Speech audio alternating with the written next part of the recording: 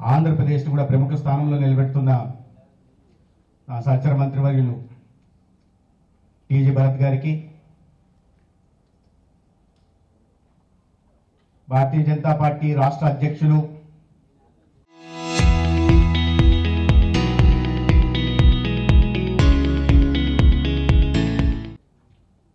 యువ నాయకులు ఒక జాతీయవాద భావాన్ని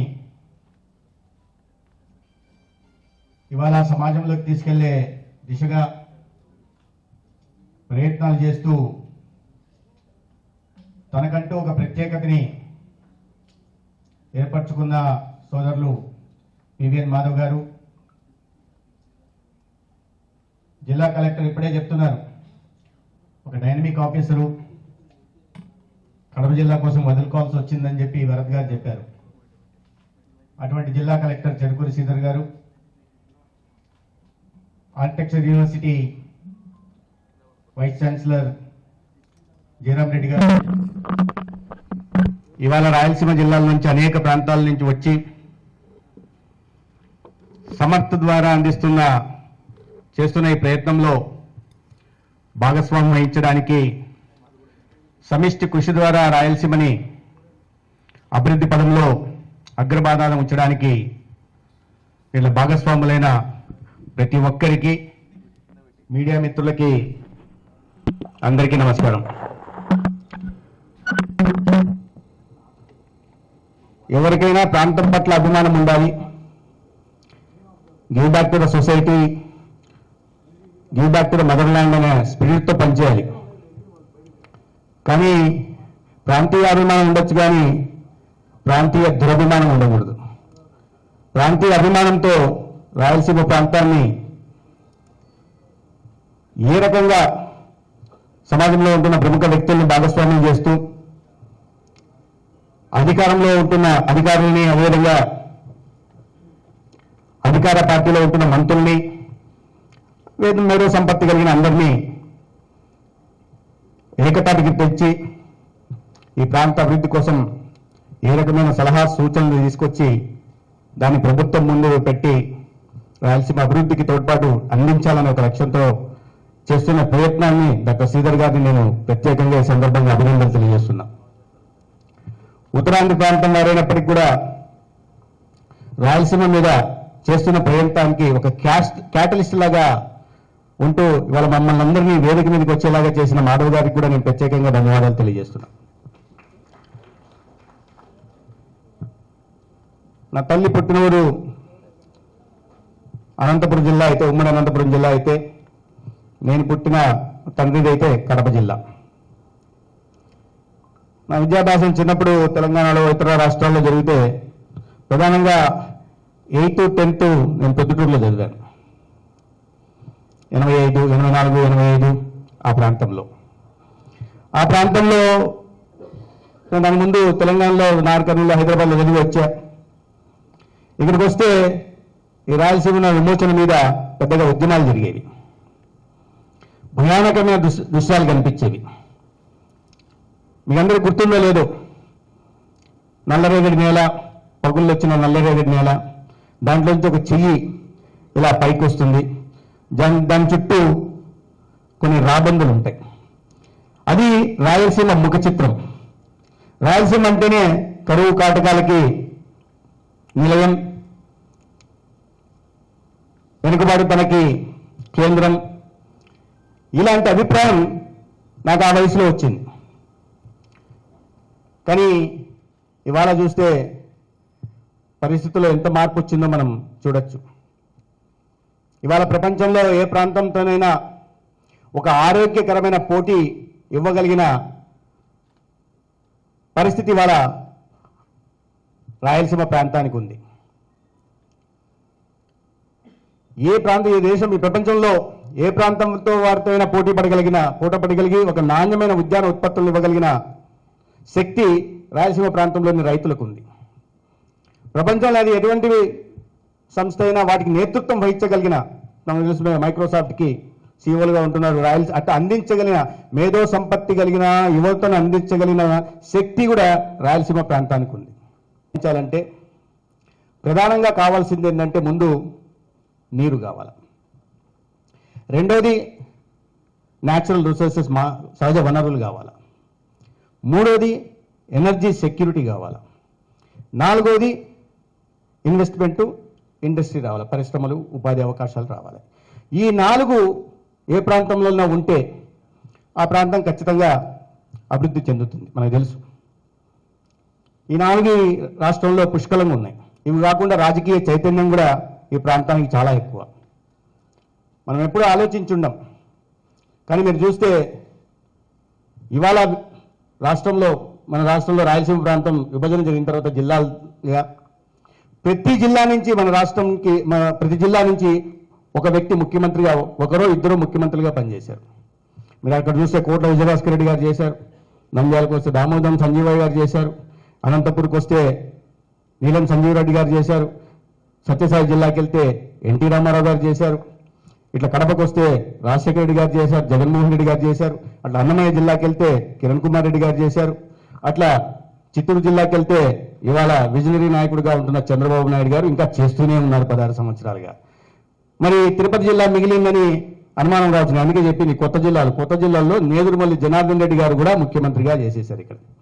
సో ప్రతి జిల్లా నుంచి మనకు ఉమ్మడి జిల్లా నుంచి ఇద్దరు, ఒక్కొక్క జిల్లా నుంచి ఒక్కొక్కరు చొప్పున అంత రాజకీయ చైతన్యం ఉంది. వాళ్ళందరూ కూడా వాళ్ళ స్థాయిలో కాంట్రిబ్యూట్ చేశారు. మనకు స్వాతంత్రం, మన రాష్ట్ర విభజన జరిగింది 1956, అంటే 70 సంవత్సరాలు.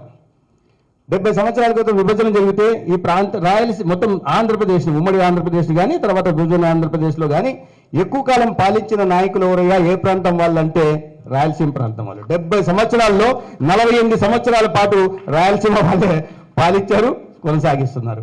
అయితే ప్రత్యేకంగా ఏ ప్రాంతం పట్ల వివక్ష చూపకుండా, అట్లనే ప్రత్యేకంగా ఏ ప్రాంతం పట్ల కూడా ప్రేమ చూపకుండా రాష్ట్రంలోని ఒక సమగ్రాభివృద్ధి కోసం అందరు ముఖ్యమంత్రులు తమ స్థాయిలో పనిచేశారు. కొంతమంది ఒక రకంగా మారిన పరిస్థితులకు అనుగుణంగా ఉండొచ్చు. కానీ ఈ ఒక వ్యక్తి గురించి మాత్రం ప్రధానంగా ప్రస్తావించుకోవాలా. చంద్రబాబు నాయుడు గారి నాయకత్వంలో ప్రధానంగా కేంద్రంలో రాష్ట్రంలో ఎన్డీఏ ప్రభుత్వాలు ఉన్న సమయంలో జరిగిన అభివృద్ధి మాత్రం మనం ఖచ్చితంగా రాయలసీమ అభివృద్ధిని మాత్రం ప్రత్యేకంగా క్రెడిట్ చంద్రబాబు నాయుడు గారికి ఇవ్వాల్సింది. అంటే అనుమానం నేను రాజకీయాల గురించి కూడా ఏం మాట్లాడట్లేదు ఇక్కడ. నేను చెప్పినట్టుగా నీరు కావాలా మన ప్రాంతానికి. కరువు మాట్లాడితే రాయలసీమ అంటే కరువు, నీళ్లు ఉండేది కాదు. ఇవాళ ఆ పరిస్థితులు లేవు. ఇవాళ నేను ఎప్పుడో దశాబ్దాలుగా చూస్తున్న అందరినీవా పూర్తయితే ఎక్కడో 700 మనకి శ్రీశైలం డ్యామ్ ఉంది, గండికోట రిజర్వాయర్ ఉంది, చిత్రావతి బ్యాలెన్సింగ్ రిజర్వాయర్స్ ఉంది, వెలుగోడు ఉంది, లేదా అక్కడ వేదవతి బ్యారేజ్, లేదా ఇక్కడ భైరవాణి తిప్ప వస్తున్నాయి. కొన్ని 1-6 ప్రాజెక్టులు కొట్టుకొని కూడా పోయాయి. అది నేను దాని గురించి ప్రస్తావించదలుచుకోలే. 1-6 ప్రాజెక్టులు కొట్టుకొని కూడా పోయాయి. కానీ ఇవాళ నీటి వనరులకు ఇబ్బంది లేదు.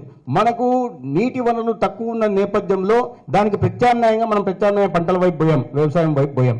కాబట్టి ఇవాళ ఉద్యానవన ఉత్పత్తుల గురించి ప్రధానంగా ఇవాళ చెప్పారు. కడప జిల్లా అరటి గురించి కలెక్టర్ గారు ప్రస్తావించారు.